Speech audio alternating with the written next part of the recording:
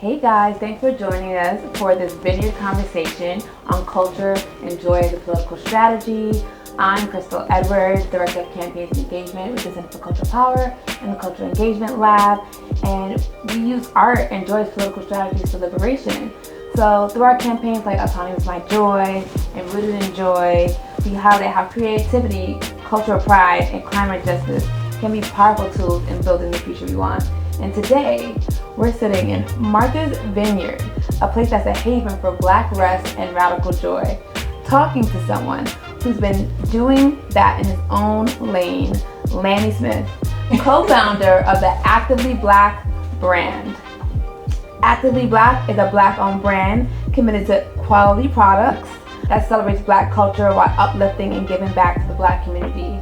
They've been making headlines for giving away hundreds of thousands of dollars, money, and it's all for Black empowerment organizations and activist groups, as well as their splashy collabs with the likes of Marvel and Olympian athletes. They've been both uplifting the culture and the social issues their communities face. And we're eager to learn more about how you're making all of this happen. I also start with just a thanks. Thanks for joining us. Oh, thank you for having me. Yes. So, Lanny, I would love to hear from you. Could you share, as like a start, what does it mean to you to be actively Black? Great question, to be actively Black. One, I think, what we're doing with this brand and the reason why I named it that is to reframe what it means, what that word means, Black anyway, right? There's been so many negative connotations, so much so that a lot of people tried to discourage me from naming the company Actively Black in the beginning, including many Black people who said that if you name the company that it would limit our chance for success. And so to me it's about deprogramming and reprogramming our own minds as to what that means. The tagline is there's greatness in our DNA, and so to me also being actively Black means this isn't a passive work that we're doing. We have to actively be our own liberators. So Okay, just take a moment for that. That's a little mic drop right there. Like, that's a quote right there. Okay, so thank you for that. You've used fashion to raise funds for Black farmers, a community that's faced generations of policy discrimination from the federal government, causing the loss of 12 million acres of land. Why was it important for you to take that on as a brand? One, when you think about the amount of wealth that was generated off the backs of enslaved people, our people, right? And I think in today's value, we're talking like trillions of dollars off of cotton, tobacco, all the things that in agriculture that they utilized our people to farm. We were not able to benefit from the wealth that was created from that. So when I looked at it and I see that our people are spending $30 billion a year on apparel, what if the same thing that was used to enslave us was the same thing that we kind of used to save us? You know what I mean? It's like we've got these Black farmers. What if we shifted just a percent of what we're already spending with everybody else on our own, which then helps our Black farmers? Yes. And you mentioned the loss of land.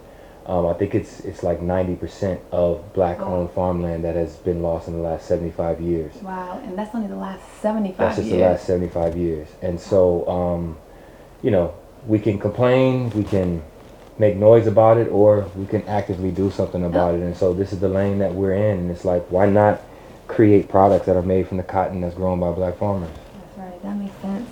And can you share a little more? Do you have a personal connection to Black farmers in that issue area in general? Yeah, my grandparents were sharecroppers. Oh. So my grandparents actually picked cotton, and they were unable to make it past the 4th grade. They had to stop school to help in the fields to pick cotton. And so my mother was the first in our family to graduate high school, to go to college, graduate college, and she became a computer programmer, which opened up opportunities for me that they didn't have, what I mean? Right. And so just when I think about that through line. People think that these are things that happened so long ago. My grandparents bit cotton, you know what I mean? And so Right. it makes it very personal when it's something that you can see, that you can touch, that you can feel, that's close to you. So yeah, it's definitely a personal mission. And then was able to collaborate with Troy Bridgeforth and the Bridgeforth family, who have owned their land for 150 years, fifth generation Black farmers that can trace back them acquiring that land to their ancestor who was an enslaved person who acquired that land, and they've had that land ever since. So yeah. Oh wow, definitely personal. I want to go back a little bit because even when I intro you, I made sure to say actively Black brand and not just clothing brand. So you told Forbes that you're like, quote, not building a clothing brand. Correct. The clothing is just the uniform for the movement, and that's a direct quote, right?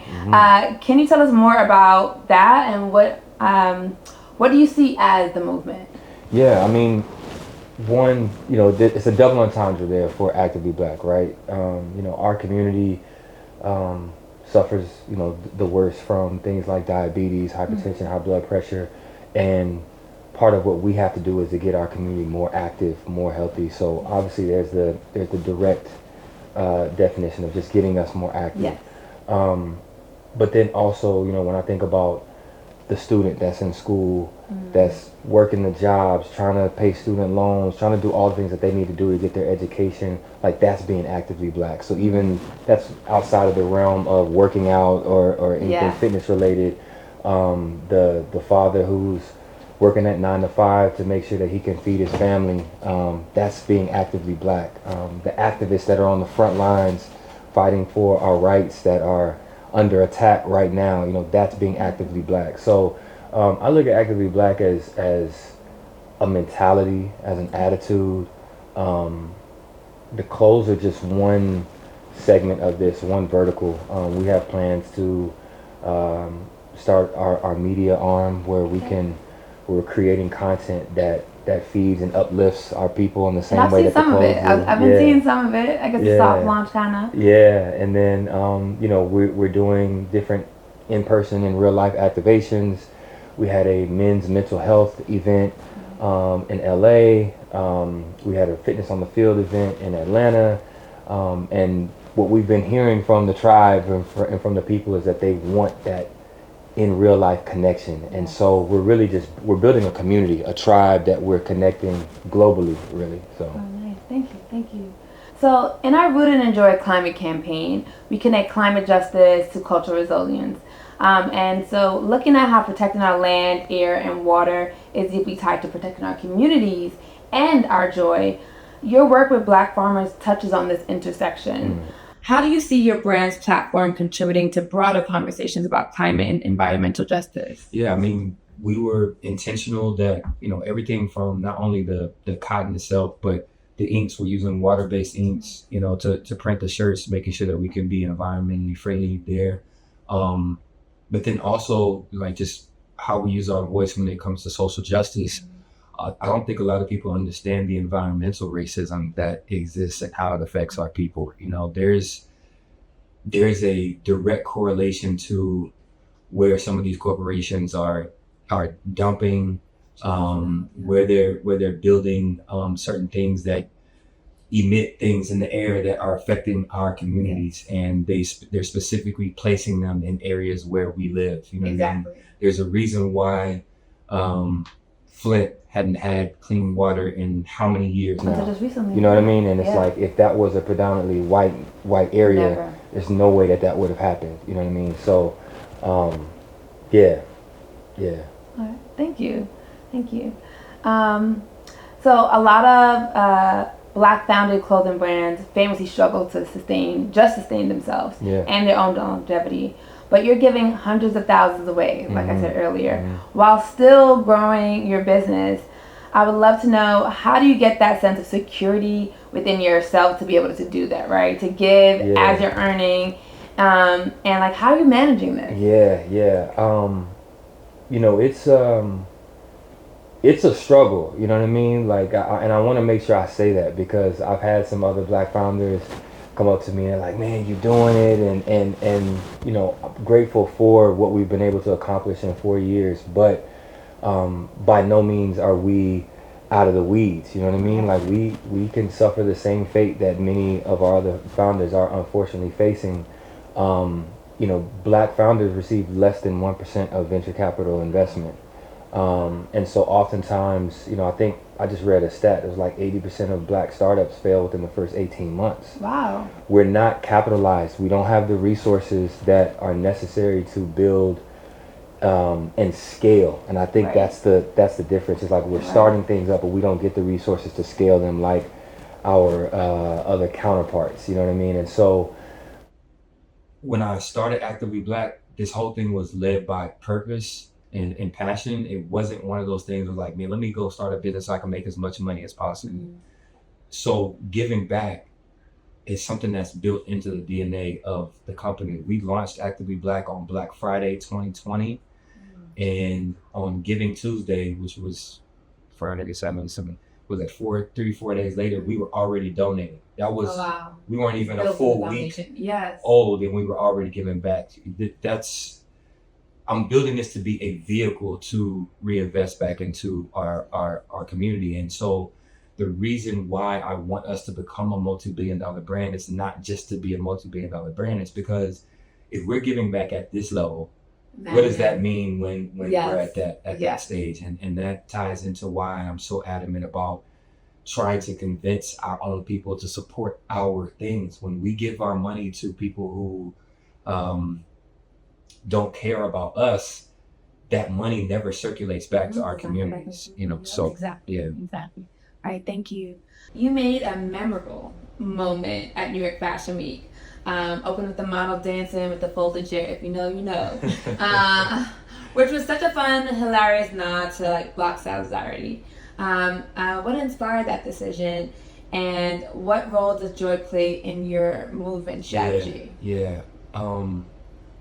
There's a special thing that Black people have that has, I think it's fueled our resiliency, where we're able to laugh, we're able to make jokes of even the most serious things. You know what I'm saying? It's like, and sometimes you be like, man, we don't take nothing serious. Okay, you got a limb. Oh, look at you in that little limb. You know what I mean? But I think that's rooted in just like everything we've had to endure. The fact that we can be so human in the midst of all the suffering that we've dealt with. I think it's attributed to our ability to still laugh and find joy even in our suffering. And so, you know, the Alabama Montgomery, you know, brawl was something that went crazy on social media. And you know, we had a moment in our New York Fashion Week show that was in 2023, where there was this quote that was playing by Malcolm X, where he was just talking about, you know, the day's gonna come where, you know, when you go against one black man, we're gonna take it like you go against all black men, and we're going to defend ourselves. And that quote just went perfectly with what happened. And then jumping off the boat like, oh, we're here. You know what I'm saying? And then shout out to my brother Afion. Afion Crockett. He came down the runway, had the chair with him and everything. It was one of those moments where, you know, even today when people are watching that clip, we just reposted it the other day on the anniversary of that, and I've had people send me messages just saying that it made them cry. Like, just seeing that moment of us all coming together, even in the midst of everything we deal with. Our resilience is something else for sure. Thank you. So the fact that Actively Black did an official collaboration with Marvel on the Wakanda Forever film was a huge moment for the brand, and so inspiring for people in the community who dreams of collabs like that. So I want to start out by saying congrats. Thank you. What is one lesson from the Black Panther movie universe that you carry into your own work? Wow. Well, I have to say the first film itself was part of the inspiration for me starting Actively Black. You know, seeing that power of representation, seeing a black male on a black superhero on the screen with hair like mine, skin like mine. You know, we often see ourselves as athletes, rappers, drug dealers. You know what I mean? to see a black superhero was just really, really empowering. And the subliminal messages that Ryan Coogler tied throughout that movie, I walked out of that theater like, yo, I want to create a brand that makes my people feel that way that movie made us feel. And so even when I think about, you know, our tagline, there's greatness in our DNA, there's parallels to how he wrote about vibranium and what that meant. There's like this thing that's natural to us that everybody else is trying to get, but the originator. Yeah, you know what I mean. And so the first film was just such an inspiration. So us getting that collab was actually because of another black man, Damon John, founder of Fubu. He hit me up and he was talking about doing a Fubu Actively Black collab, and we had a meeting, and he asked me what else was I working on, and I showed him a deck of what Actively Black Panther collab would look like, and he picked up the phone in the middle of the meeting and called the head of Marvel and Disney, Alexa Singh, and said, you need to see this. And that's how the deal got done. Honestly, if it wasn't for him, we wouldn't have gotten that deal. I had no connections to Marvel or Disney. You know, we were we love to have those moments. 2 years old, you know, at the time when we got that collaboration. So yeah, and then that collaboration opened up a ton of doors for us. Diving deeper into that a little bit, so as you think of to stay with the Marvel universe, right? So as you think about Wakanda's vision for thriving, self-sustaining, the future, how does that influence your approach to sustainability and using fashion as a tool for advocacy? Yeah, I mean, one, I remember giving a speech at our Wakanda collaboration, and I said, like, this doesn't have to be a movie or a comic book. We can build Wakanda. Oh, right. We can build Wakanda, you know what I mean? And when I think about the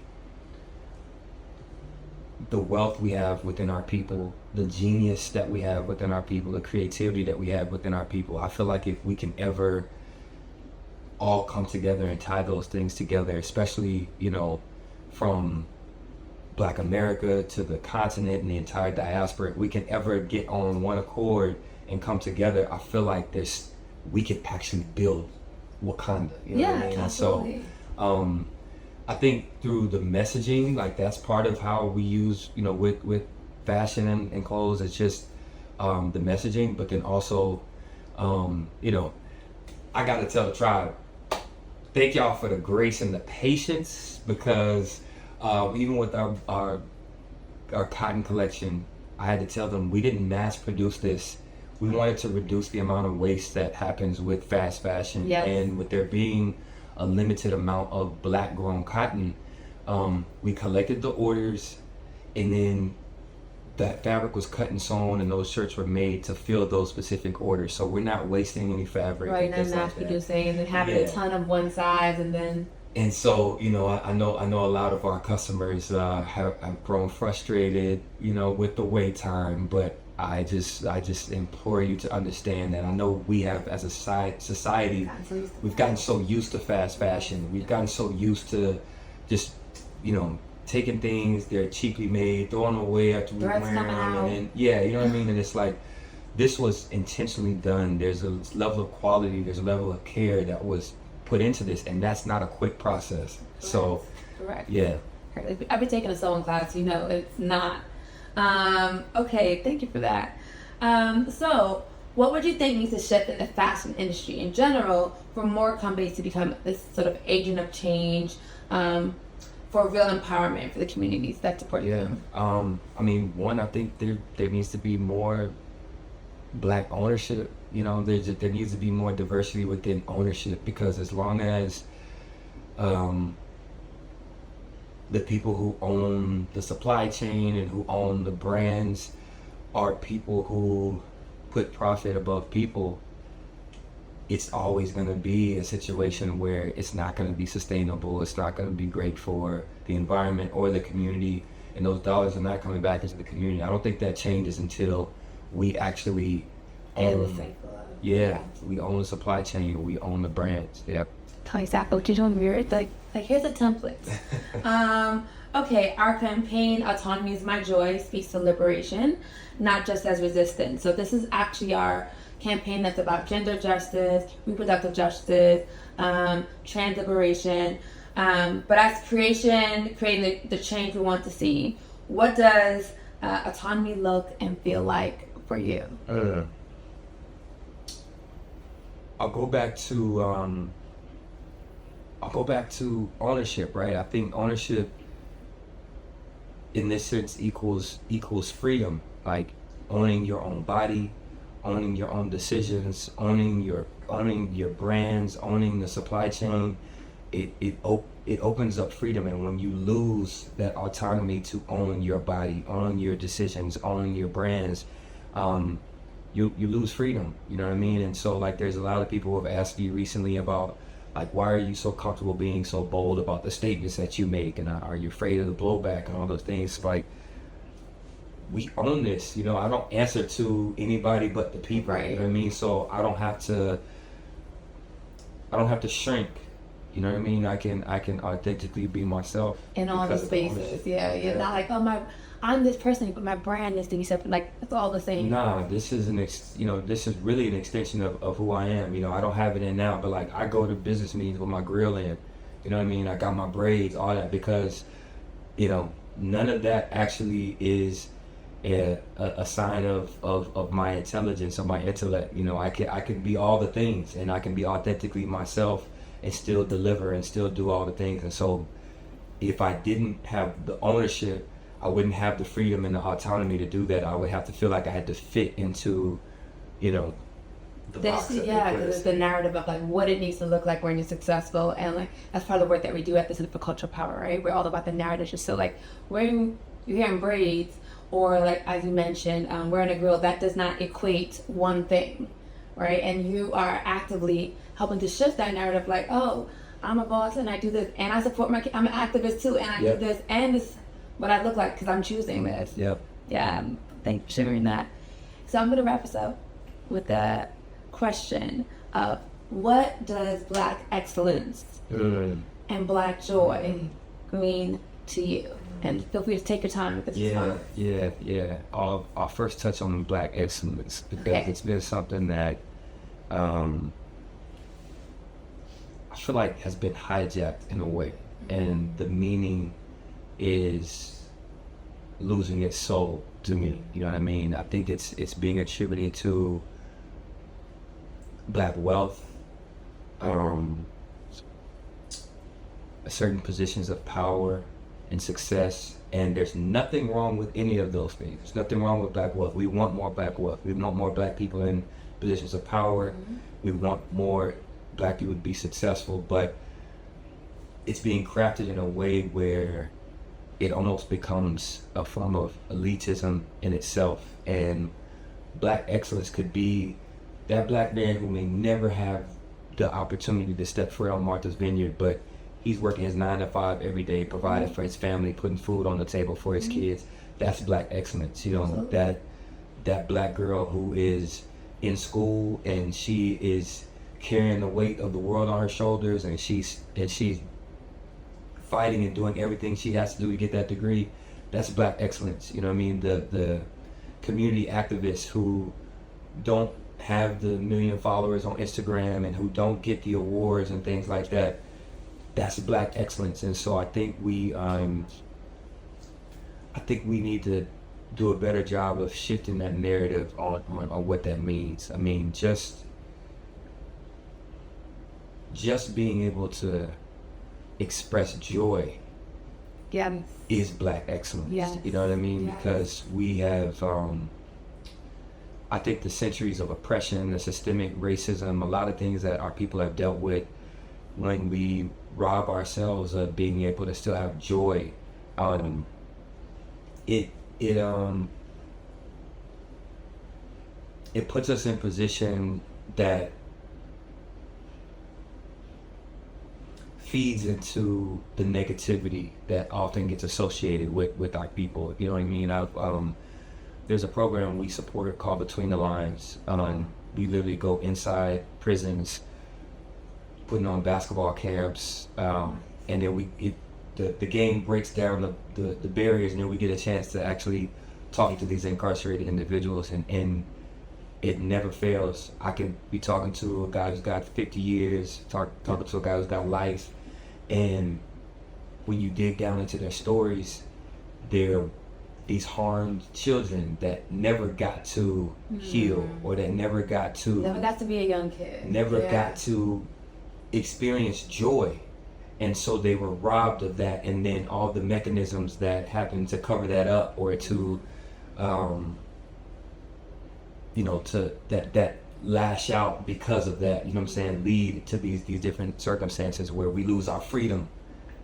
You know what I mean? Which, if you zoom out, that's really the end goal of the colonizer anyway. Yeah, you know what I'm saying? I was like, we can go on a whole thing about this whole cycle.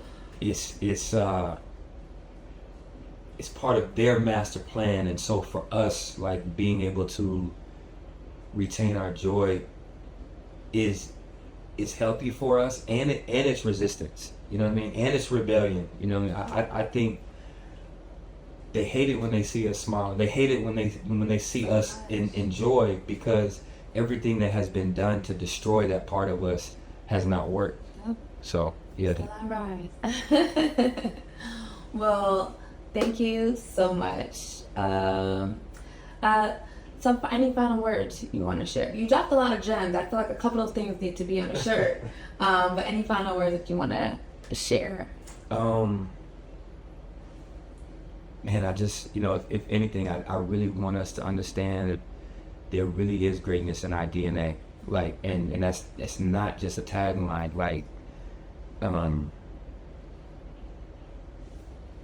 what our people have survived, what we've lived through, there's something special inside of us that could not be extracted. Our freedom has been taken away before. Our lands have been taken away. Our gold, our diamonds, our cobalt, all of that is actively being extracted, right? And if we can hold on to that joy that we have inside of us, if we can hold on to knowing that the colonizers have lied to us, we are not less than, we are not below, we are not the minority, we are not inferior. Like, it actually shifts the way you start to think about things, you know what I mean? And so if I would leave us with one thing, it's like, embrace the greatness that is in your DNA. That's right. Okay. Amen. Thank you so much. All right. Thanks for tuning in. Be sure to check out the rest of our Vineyard Culture Couch series, Culture and Joy as Political Strategy. Have a good one.